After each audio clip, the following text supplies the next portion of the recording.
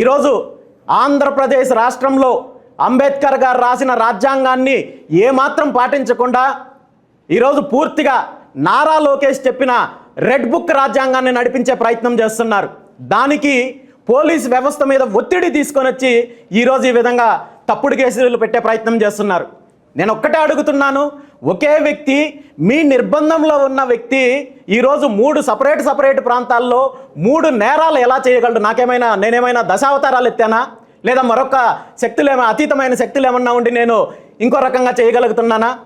ఎందుకు ఇంతగా పోలీస్ వ్యవస్థను దిగజార్చే ప్రయత్నం చేస్తున్నారని చెప్పి ఈ సందర్భంగా నేను ముఖ్యమంత్రి చంద్రబాబు నాయుడు గారిని ప్రశ్నిస్తున్నాను.